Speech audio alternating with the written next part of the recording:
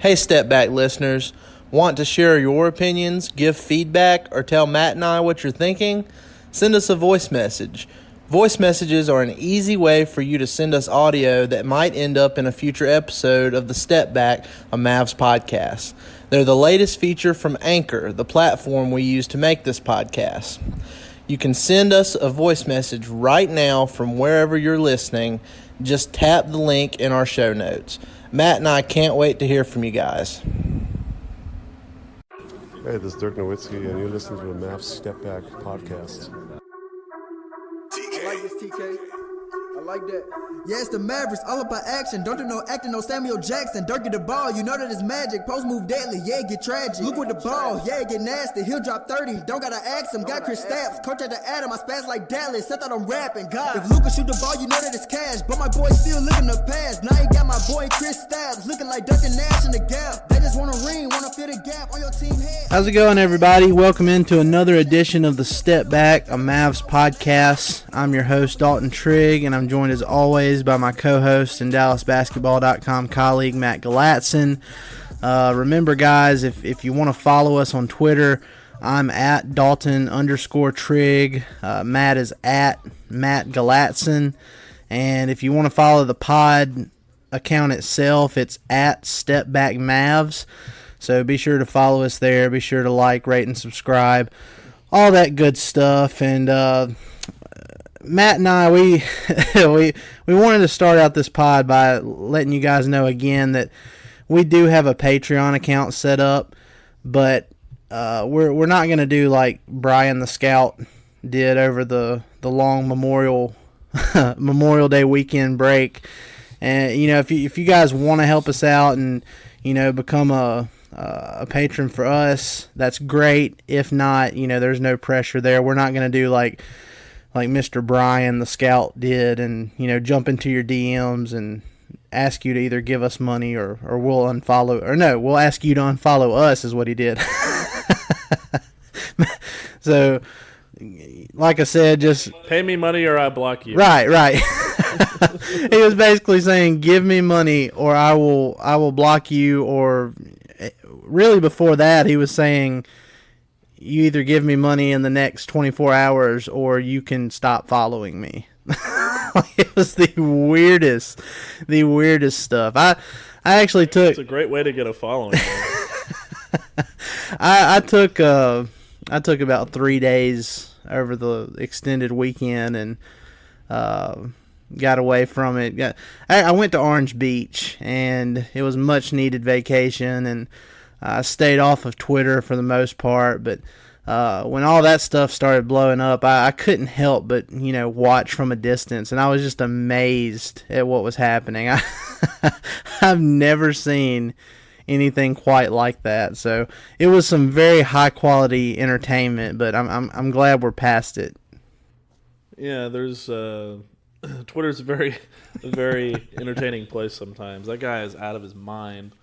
He after that he wrote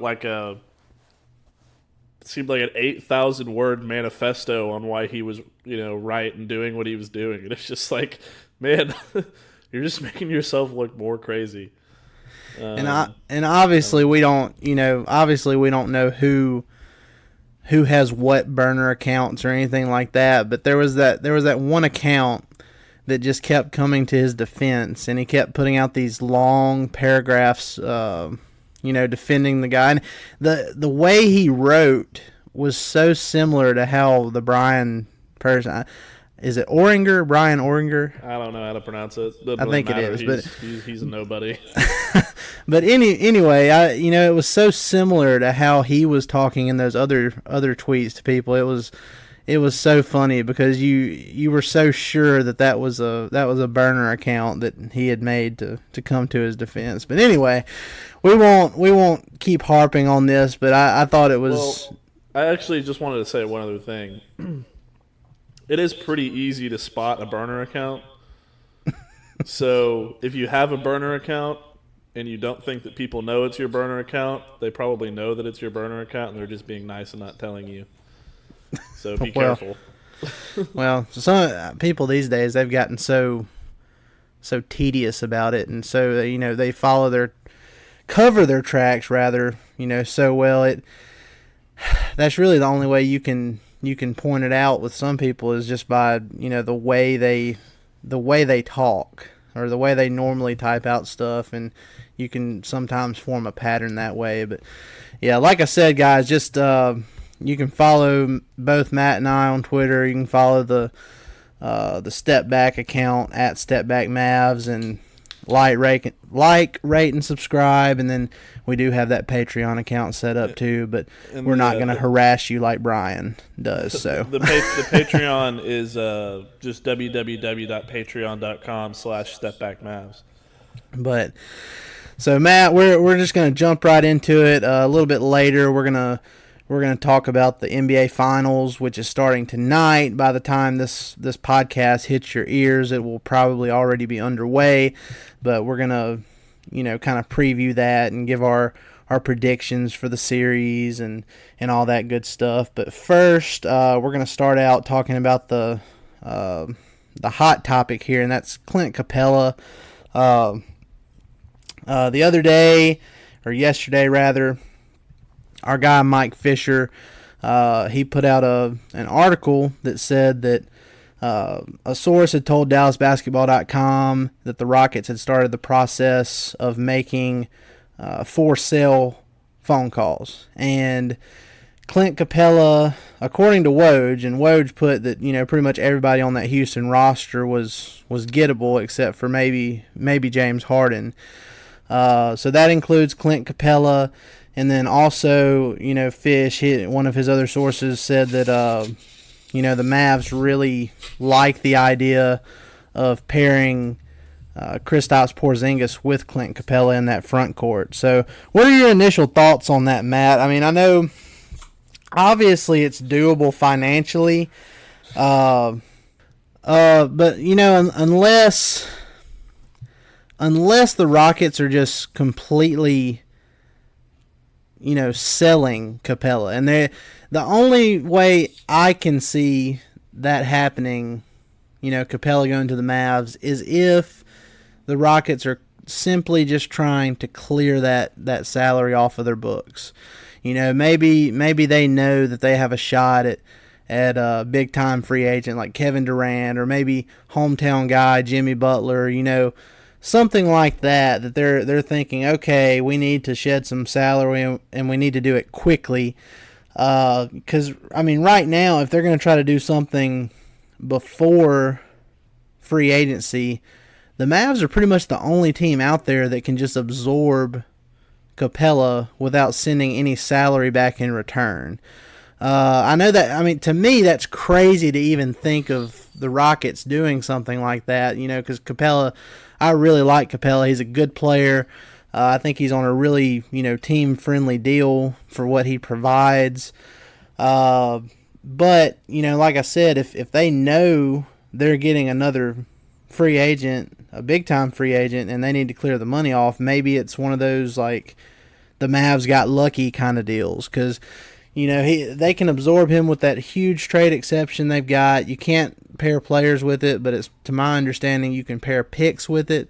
So, they could give the Rockets the number 37 pick in this year's draft and maybe another future second or something like that. But just, Matt, initial thoughts here. What do you think about the idea of Capela in Dallas? I absolutely love it. Obviously he's not necessarily a perfect, free agent grab, like, the big name that everybody wants necessarily right off the bat.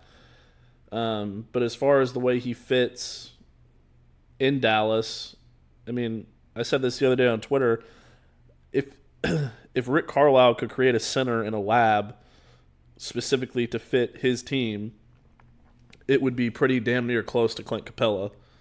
I don't think there's really any debate about that. Right. He fits the mold for what, over the last number of years, what the Mavs have looked for in a center. He fits that mold. Like, we know what the Mavs want in a center. We know what Rick Carlisle wants in a center in his system. Yeah, and, who do you think is the best center in the history of the Dallas Mavericks? It's a pretty short list. I mean, I'm biased. I say Tyson, but I am kind of biased. I think you have to put Tarpley in there, even though he was, that was a short-lived ordeal there. If he had stuck around, he was definitely the most talented. Yeah, definitely the most talented center. But yeah, I think as far as the best center in franchise history, okay, well, let's say in the last 25 years. We'll make it easier. I mean, I've still got to say Tyson just because, and I know he benefited a lot from playing with, Dirk going Super Saiyan mode in the 2011 playoffs, and then he benefited from that, his one of the best offenses in the league, his second go around with Monte Ellis and that group. So I mean, he's had some good teams around him, his short stints in Dallas, but I still think he's probably, the best center in Mavs history. Yes, I don't think it's really close, at least in the last 25 years.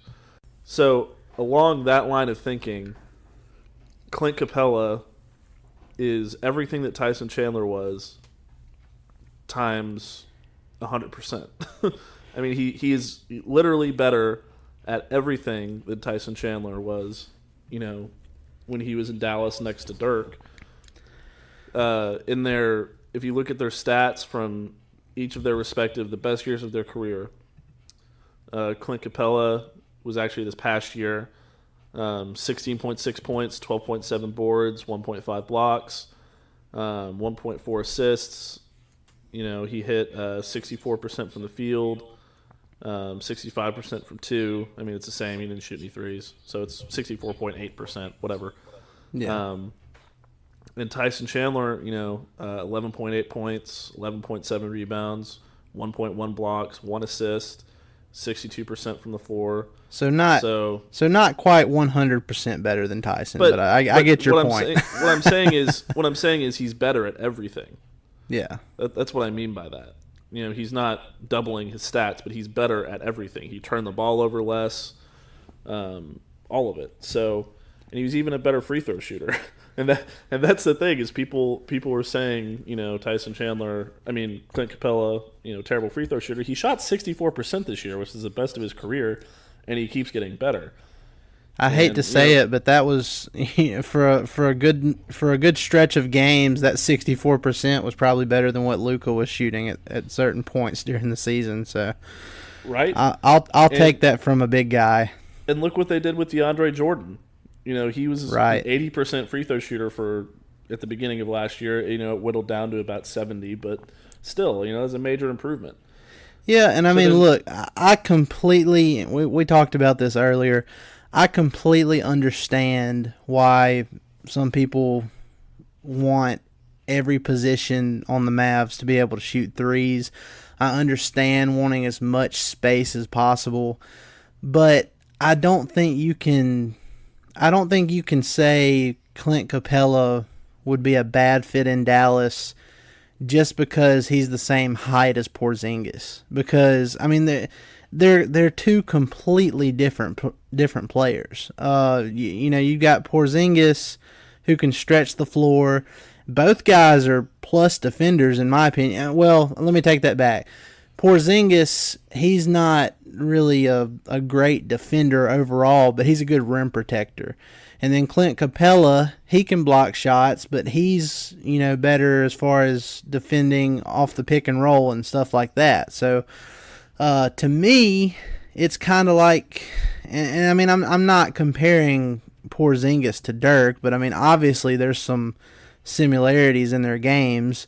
But if you look at that Dirk and Tyson combo, you can see how there's some similarities there with Porzingis and Capela, and when you put that, when you put one and one together, you can see why the Mavs would be interested in making that happen. So I think it could work. I get the want to add as much 3-point shooting as possible, but to me, you can do that with your other other starting positions, and you can have a guy like Clint Capela as your anchor at center. So that's my thoughts on it. I could see them running stuff like I was talking about earlier with Golden State. Sometimes they'll send, two guys. They'll do a double screen or something. And, you could do that with Porzingis and Capela. Capela could roll to the rim. Porzingis could pop out for three. And then you just trust Luka. He can either score himself, dish it to Porzingis, or give it to Capela to finish at the rim. So, I could see it working out really well for the Mavs. Now, I don't think this is a likely thing to happen. But, for the Rockets, as Fish has reported, to be contacting the Mavs about a Capela trade, we obviously have something that Houston wants. So whether that's just cap space, and a pick, or maybe one of the younger guys like Justin Jackson or Brunson, or, I don't know. But I just know that if Houston is contacting Dallas, then they obviously want something, so that makes me think that a deal like this is possible. Yeah, no, and I completely agree with your comparison to Dirk and Tyson with Capela and KP. And then you have, Luka in there as the Steve Nash, and that's everything the Mavericks have ever wanted for the last 20 years. It's right there. And right. I get the hesitation with, the two bigs, and, nobody plays that way anymore. It's like, well, okay, that's fair. But, you look at what just happened in the Eastern Conference Finals. Everybody on the Bucks can shoot threes. If you count, Brook Lopez is one of the best three-point shooters in the league now, and he's their starting center. And they just got beat, and Toronto always has Gasol or what's the guy from Oklahoma? Used to be in Oklahoma City. I can't remember his name right now. Ibaka. Yes, Ibaka. I always get him and then they also have Siakam out there, who's granted he's pretty much a do-it-all guy, but even Golden State does it too. They have a non-shooting big out there all the time, whether it's Bogut or Kevon Looney or Bell or whatever. So it's not. I don't think that necessarily having five guys that all can shoot threes is really a realistic possibility. There's not that many teams that can do that, And the thing about the Capela, KP, Dirk, Tyson comparison is, Capela and KP are both wildly more athletic than those two were when they won a championship than Dirk and Tyson were. Maybe not when Tyson was in his prime. I'm not saying that, but when those two won the championship, this is that would be a much more dynamic, athletic pairing that can do a lot more things in a lot more areas. So I agree that it's a more athletic pairing and everything. I do want to make sure we don't complete, because at the time when they won the title. Dirk, it's really hard to put into words just how amazing he was, during that season, during that postseason. So, we don't necessarily know if Porzingis has that in him. Judging by the last time he was on the basketball court when he was playing in the regular season, he has a little bit of that in him. He's bound to be a superstar if he can stay healthy. But we haven't really gotten a chance to see if he can do the same kind of things in the postseason like that Dirk and Tyson combo did. But I get exactly where you're coming from, and I agree with it. Conceptually, it's the same idea, is all I'm saying. Yeah. And look, another they've got Luka in there, so that's all the. If you need something special to happen, maybe that's who you go to. But yeah, and I saw something earlier.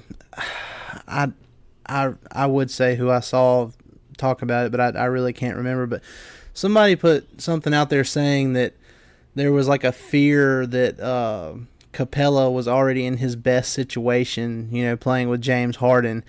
Well, how many times throughout this season have we seen? And you did it. You were the first one to do it last summer, you compared Luka's game to Harden. And we had then ESPN, and like there were at least two more places I saw that compared Luka's game to James Harden. And to me, I mean, it would be pretty much the same situation, in my opinion. I mean, it's not like he's going to go to a place that isn't going to utilize him. If anything, I think it would be even better because of how Rick Carlisle likes to use his centers versus how Mike D'Antoni historically uses his. So, I mean, that's just my opinion on it. I actually think it would be a better situation for him in Dallas than what he's currently in Houston. Yeah, and Luka doesn't shoot nearly as much as Harden does. Yeah. And, obviously, like you just said, Rick Carlisle's system is a lot more well-suited to a center like Capela than D'Antoni's three-point heavy system.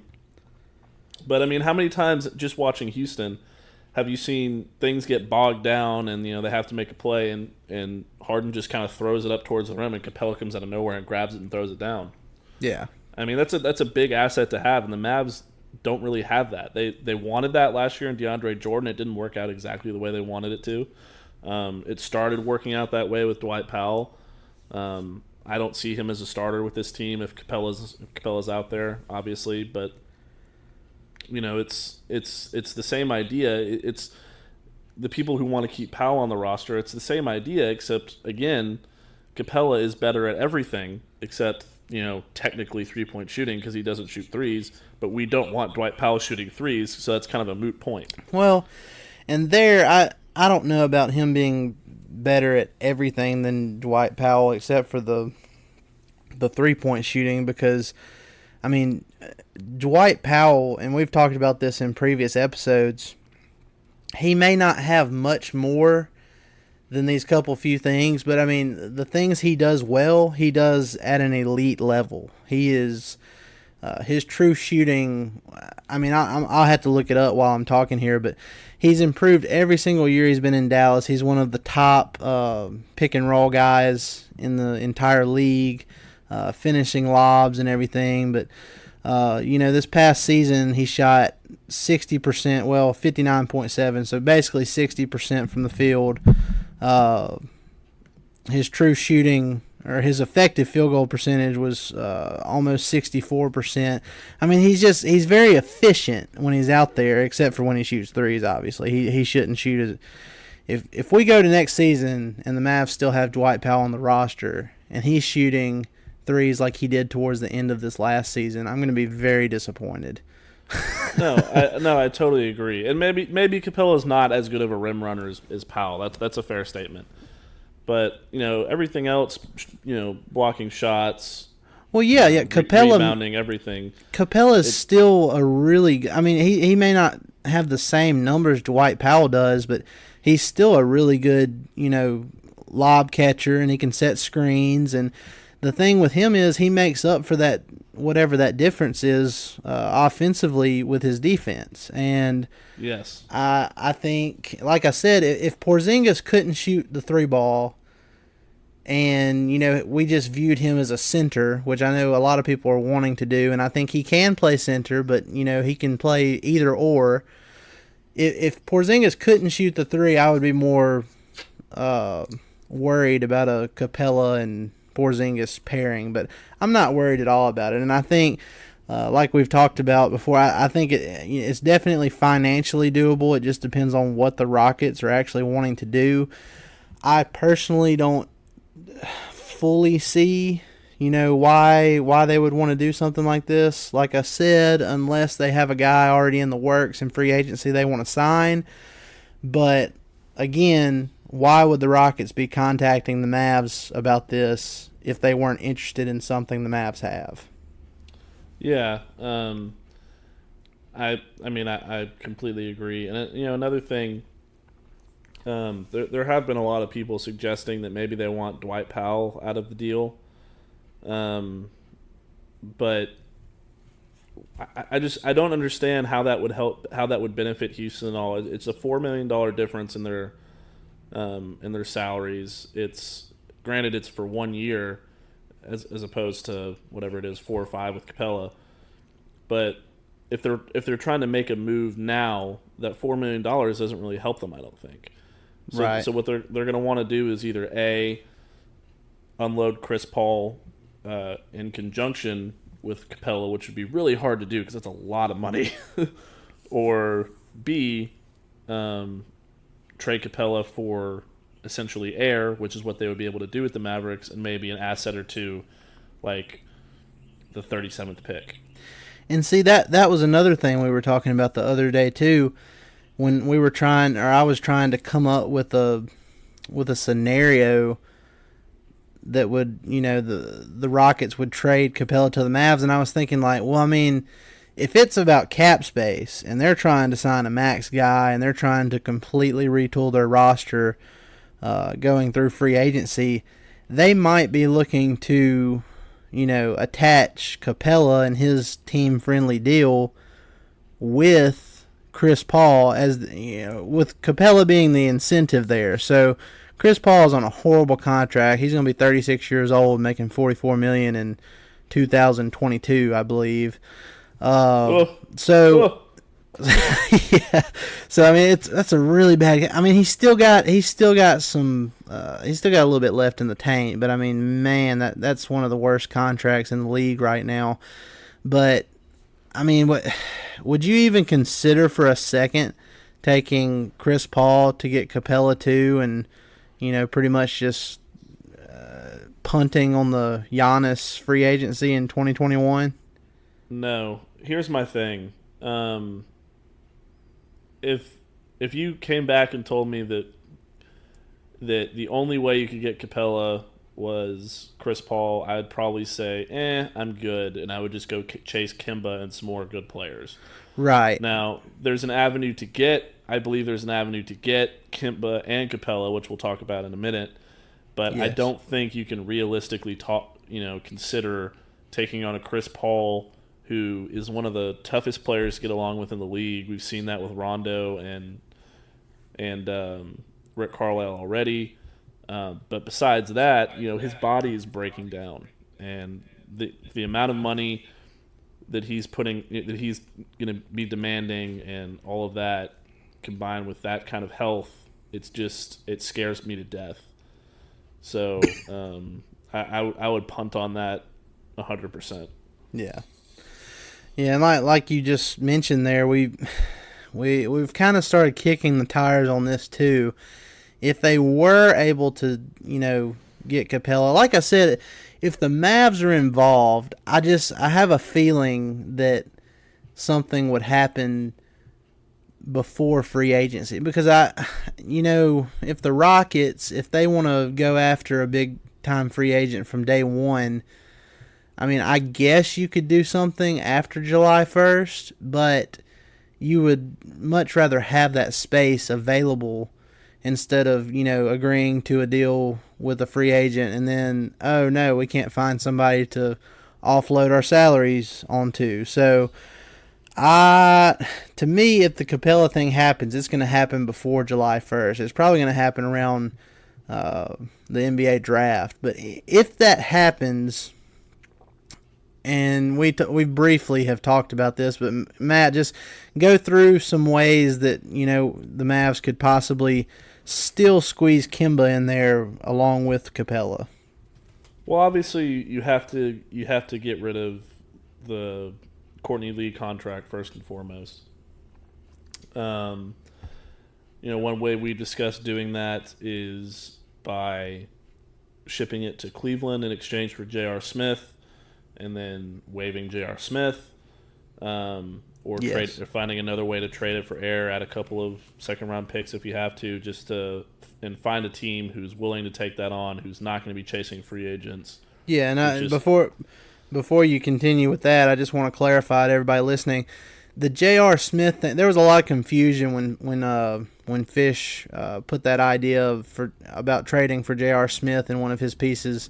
I think it was last week, but the thing with J.R. Smith, he only has a $1 million guarantee for this upcoming season. So they could trade for J.R. Smith, waive him, and only have a cap hit of $1 million. So whereas you're getting $11.5 million off that. Right. So instead of Courtney Lee instead of Courtney Lee, if you waive him right now, you still have a cap hit of like $4 million, I think. So it would actually be to the Mavs' advantage to do something like that and waive J.R. Smith. It's not like they're taking on J.R. Smith and hoping he's going to, be a bench contributor or something like that at that price he's at. So just wanted to clarify that. Not at all. But another thing, that they also would probably have to find a way to get off of Tim Hardaway Jr.'s salary. Maybe, obviously, which is tough. It would be very tough. But again, if you could find a team, it doesn't have to be the whole $19 million. If you could get off of Courtney Lee, that already gets you really close to the max. So maybe you find a team where we talked about a cap-friendly deal earlier in the week in that thing that Fish wrote. Maybe it's not the whole thing. Maybe it's, I don't know. You find a guy who's, instead of earning what Hardaway's making, which is $19 million a year right now, you find someone who's making, I don't know, what do we say, 14 or 15 million. Yeah, maybe this person has like an extra year on their contract versus what Hardaway has. Something like that would make a team consider taking on Hardaway. Even obviously nobody's going to just take Hardaway into their cap space. That's dreaming at this point. That would never happen, but I could see that, trading for a guy that's making less money than Hardaway, maybe has another year on his deal to open up the... It doesn't have to be a lot. It just has to be a couple $1 million. 3, 4, maybe 5 if you get lucky. But that gives you enough space to go out there and sign a max contract, which would get you Kemba Walker, for example. Yeah, and then you could still go out and you still have the mid-level exception to go get someone like Patrick Beverley. So there's still a lot of things you can do there. Yeah, and look, Fish said it on the last time he came on the pod that Kemba is still, just going out and signing Kemba outright with the cap space they have now.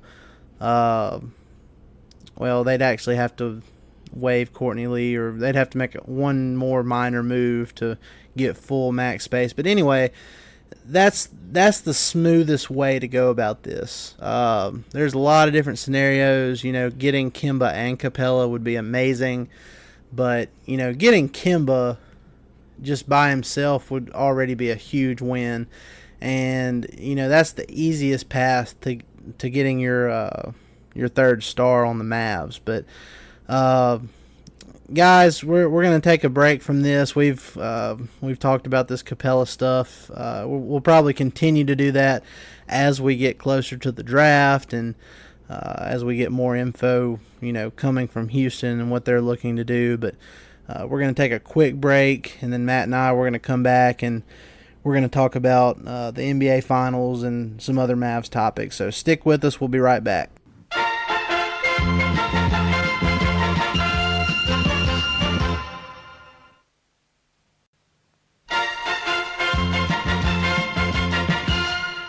All right, we're back, everybody. Matt and I, we're going to move on to another scenario here. We've already talked about Clint Capela and, that whole situation. And at the end there, we talked about, potentially pairing Kemba Walker with Capela, even though that might be getting into the pipe dreamy type of area. But anyway, say the Mavs don't land Kemba Walker, and say nothing comes of this Clint Capela stuff. No trades happen before free. They go into free agency exactly how they are right now.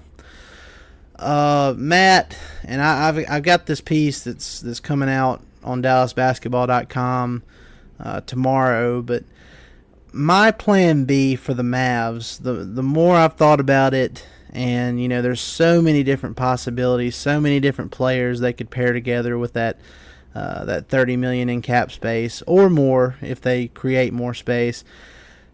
the pairing for me that I would really look into is Patrick Beverley and Bojan Bogdanovic, because both guys are 30 years old. So, and again, I go into more detail in the piece that's coming out, but I look at it like with Philadelphia and J.J. Redick. Year before last, he signed a 1-year loaded deal worth $23 million. Now, obviously, I'm not saying you give either one of Beverly and Bogdanovic $23 million, but the next year, he came back and J.J. Redick did and signed a 1-year $12 million deal. So that is, $35 million over 2 years. Mm-hmm. So let's say that you take that total with both of these guys, Beverly and Bogdanovic, $35 million, and you split it, let's say 17 or 18 million for Bogdanovic and like 14 or 15 million for Beverly.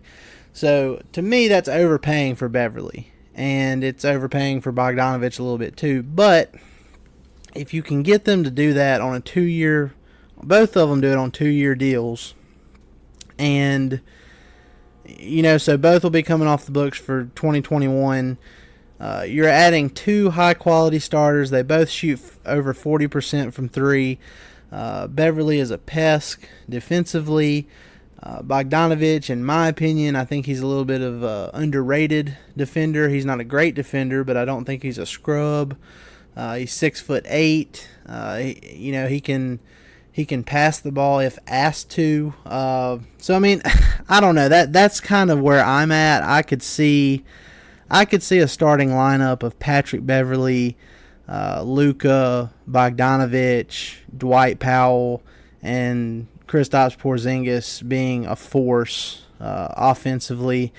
And Matt, I want to get your thoughts on this too. I don't know. I've had this, and I've labeled it Plan B. Fish, he's talked about Plan K all throughout the summer, and he'll continue to do that until Kemba and Chris Middleton are completely dead ideas. But that's my Plan B. And I mean, when I was doing that, I didn't do that intentionally because of their last names. It just kind of worked out that way. But what do you think about that, pairing Beverly with Bogdanovic?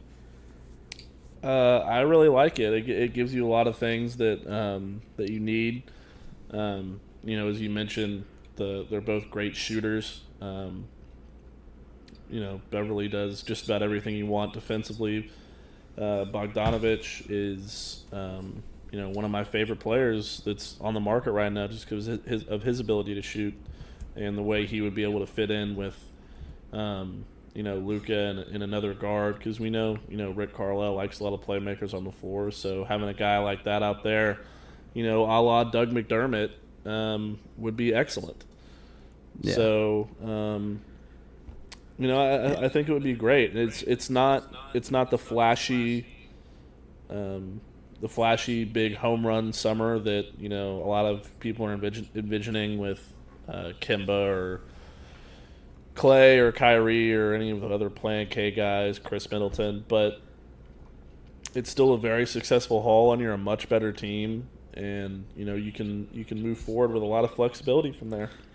Yeah, and let me clarify what I said a little bit earlier about if you're looking at the stats, Bojan Bogdanovic, he only averages 2 assists per game, but watching the Pacers, I probably watched about 8 to 10 Pacers games this year on NBA League Pass, and he has the ability to share the ball. His averages aren't there, but I mean that's mainly because he's spending the majority of his time shooting 3-pointers at a 42.5% clip. But he's there. It's not like a Harrison Barnes type situation where he has tunnel vision and he just doesn't ever pass the ball. It's a different situation with him. He would be more of like a spot-up 3-point shooter, but he's also really durable. Over the last 2 seasons, he's played around 31 minutes per game. He only missed 2 games last season and 1 game this past season. So, really durable. He upped his scoring from 14 a game to 18 a game this year. percentages up across the board. And, I mean, I don't know. I could just see from what I've read, from the Indy Star and some other Pacers publications, it seems like anything above that 15 to 16 million per year range, you could possibly steal Bogdanovich from Indiana. Now, I say steal because I really probably shouldn't say that because he's an unrestricted free agent. He can go wherever he wants to. But what I mean by that is I don't know if Indiana would be willing to pay him more than that amount per year. So I think that's doable. I think you could fit Beverly and Bogdanovich within that $30 million in cap space that the Mavs have right now. And then obviously you could do some things with Courtney Lee and depending on what Powell does, you could still have even more cap room to add to your depth from there. So I really like it. That's my new, plan B that I'm sticking with, and I'm going to be rooting for if the Kemba stuff doesn't pan out. No, yeah, I think that's a really realistic, bar to set. I especially like the idea of getting Beverly. Even if you have to pay more than the MLE, it's worth it to me just because of all the things that he brings that the Mavericks need. He's the perfect guy to go off ball from Luka and still, that kind of combo-ish guard. Obviously, he's more of a point guard than a two, but it really wouldn't make that much of a difference to me. I think he's perfect fit. Obviously, Bill Duffy is a big help there, so I don't see any problems with it. Let me do something here, and just bear with me. But I'll just go ahead. The first player is going to be Bogdanovich, obviously. So he averages 18 points a game, 4 rebounds, 2 assists. He shoots 49.7, so almost 50% from the field, almost 43% from three, and he's 29 years old. Now, this next player that I'm going to mention averages the same amount of points, 18 points a game, 6 rebounds, 4 assists. He shoots 44% from the field instead of 50, and 38% from three instead of 42, and he's 2 years younger. So, I mean, which one of those players, and let's say the second player is probably going to get max money.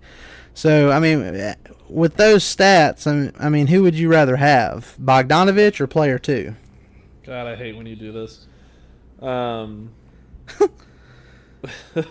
Who's the second guy? Is it Chris Middleton? It's Chris Middleton, yes. Oh, I'm pretty good at this.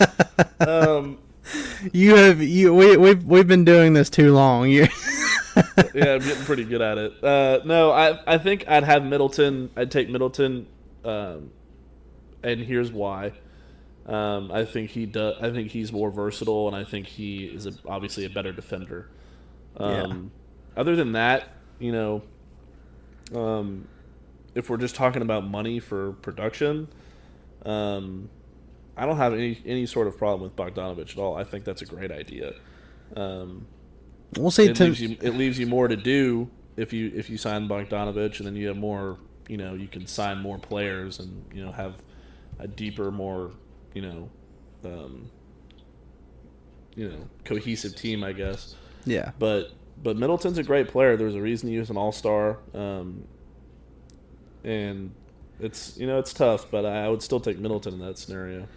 For the money difference, I mean, even if you paid Bojan Bogdanovich up towards, getting close to $20 million a year, I would still rather prefer that if it's on a shorter deal than, paying Chris Middleton max money for 4 years, because, and I think Chris Middleton is a great player. I think he's really good. I enjoy watching him play. I enjoyed watching him play in the playoffs, except for that last series against Toronto. He really struggled. But for the money difference and for the years difference that I think you could get Bogdanovich for, I would take Bogdanovich. And I mean, like you said, Middleton's a better defender, but I mean, I'm looking at the advanced stats now. I mean, it's not too far off. I mean, he's obviously a better defender, but it's not too far off. And then Bogdanovich, you know, if you're going by offensive rating and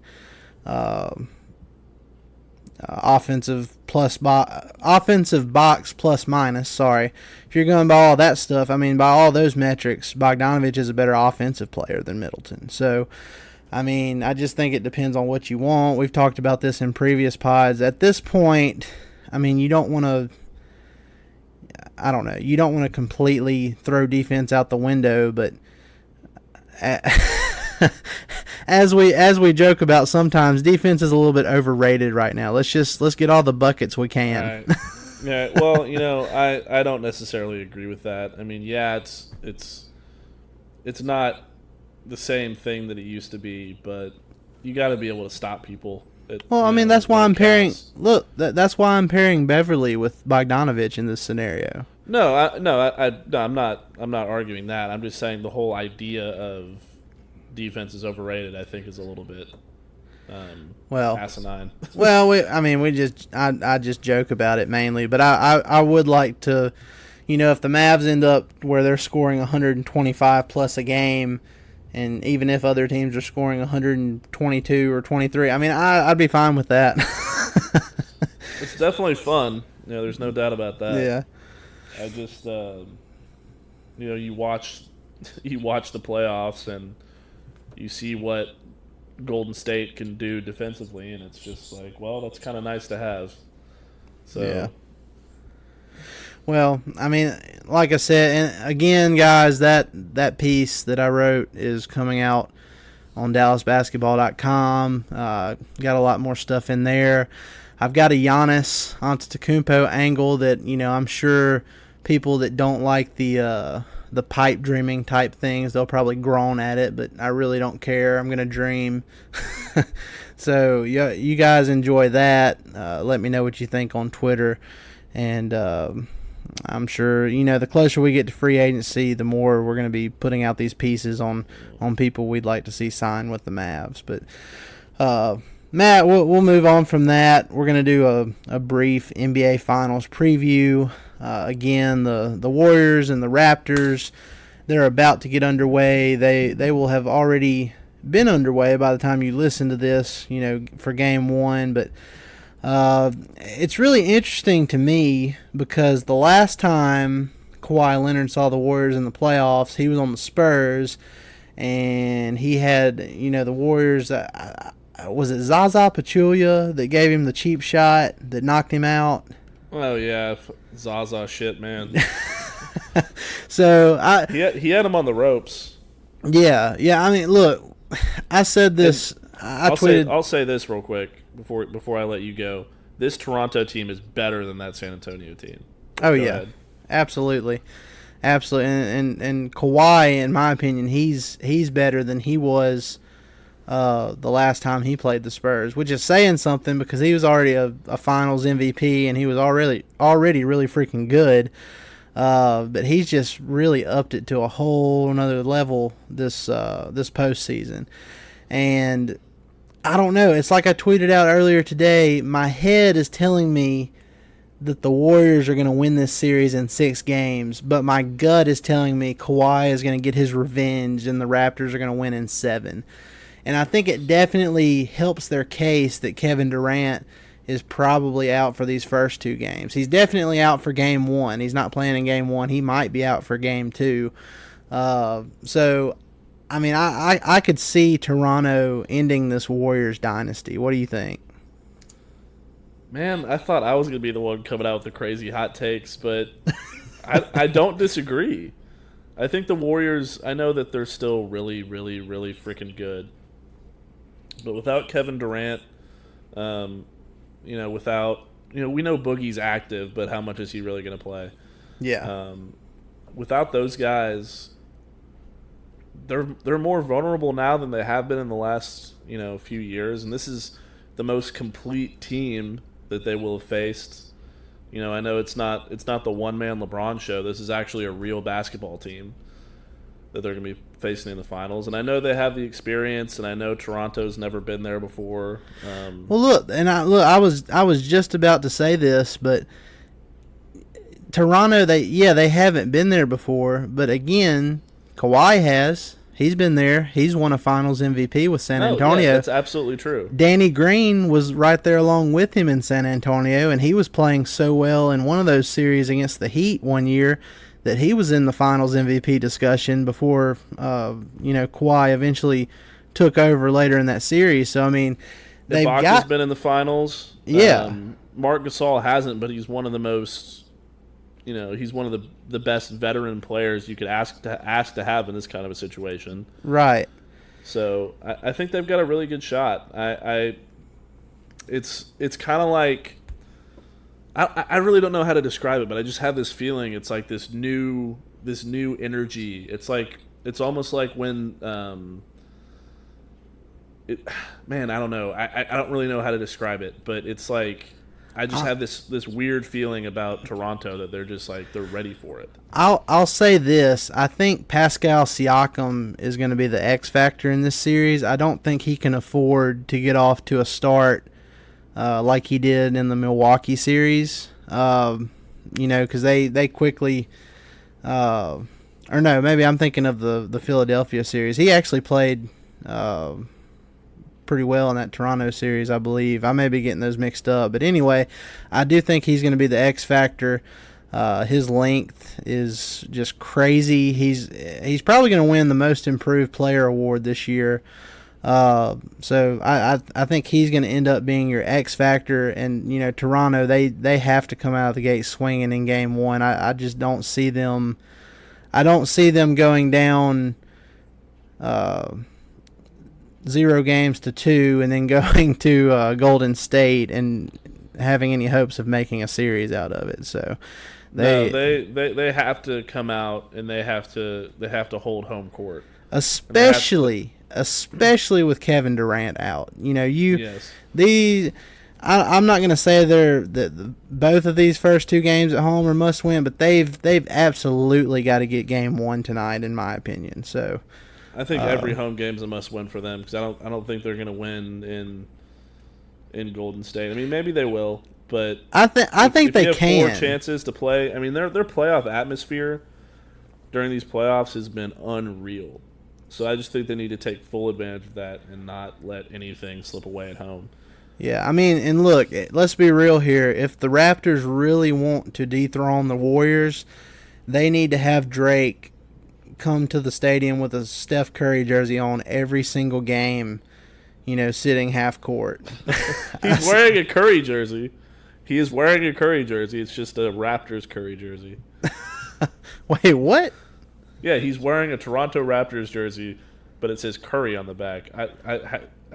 Have either of them ever played for the Raptors? No, I think he's trying to get cute with his jinxing there. I don't think that's going to work, Drake. I think you're going to have to actually wear a Golden State Warriors Curry jersey or Durant or something like that. No. Del Curry played for the Raptors. Oh, okay. He played for the Raptors from 99 to 2002. Holy shit. Oh, sorry, everybody. That's before my viewing time, so. Hey, I was 14, so I should have remembered this. Well, regardless, that's not going to work for him. He's got to wear the other team's apparel if the jinx is going to, go into full effect. But I still think it's funny that he's wearing a Del Curry jersey. I think that is hysterical. He is a major troll. Music. I love Drake's music. I think he's easily one of my top 2 or 3 favorite musical artists. But my God, man, he has been obnoxious in the playoffs, and he's the one thing where I'm just like, maybe I do want Golden State to win, but nah, I can't. I'm Toronto all the way. Yeah, well, it's definitely gonna. It should be a fun series. It's got the potential to be a really great one. I think Golden State is more vulnerable than they have been in previous years, and Kawhi is on such a hot streak in these playoffs, and he's played so well against Golden State in the past that I don't know. I just really feel like they have a fighting chance. So we'll see how game 1 goes. We'll see how the rest of this series goes. And then, after it's over, we can shift all of our focus to the draft that will be, shortly after the finals, and then free agency a week after that. But it's getting close, Matt. We're getting very close to some exciting things happening this summer. And to all the listeners out there, we're going to be with you every step of the way, bringing you the best Mavs content we possibly can. So that's going to do it for another episode of the Step Back, guys. We really appreciate you coming on here and listening every week. Matt, you have anything to add before we take off? Not really. I mean, we've just got some good content coming up on DallasBasketball.com. We're working real hard over there. And don't forget to, if you feel like it, check out our Patreon account, like we said earlier. But, other than that, just like, rate, and subscribe, and, tell your friends about the podcast. We can keep doing this for you. Yeah, and if any of you guys listen on Apple Podcasts, if you'd go and give us a review on there, that would be really helpful. We've already got, I believe it's 25 or 26 that you guys have gone on there and given us a review. And if any more of you listen on Apple Podcasts, that would be greatly appreciated. And we thank you in advance for doing that for us. So, again, guys, we appreciate it. We hope you enjoy the finals. We hope you have a great weekend. We'll see you next week. Still coming with the cannabis flow, the master best on the flow. I'm wild, but yeah, I'm the GOAT. This gang get cold. Yeah, you might need a coach, your friends turn into your foe. But I'ma just roll, gotta keep rolling your boat. Yeah, I swear I give them hope. I say I'm cleaner than the soap. This time of year proves who will really sink or float for real. Yeah, it's the Mavericks, all about action. Don't do no acting, no Samuel Jackson. Dirk at the ball, you know that it's magic. Post move deadly, yeah, get tragic. Yeah, it's the Mavericks, all about action. Don't do no acting, no Samuel Jackson. Dirk at the ball, you know that it's magic. Post move deadly, yeah, get tragic. In this game, it's a lot of grit, you know what I'm saying? Proves who has integrity. Late nights, early mornings, but we all want the trophy at the end of the day. And that's the beauty of this game, because at the end of the day, only the real gonna float, man, for real. You either sink or you float. Only the real gonna float.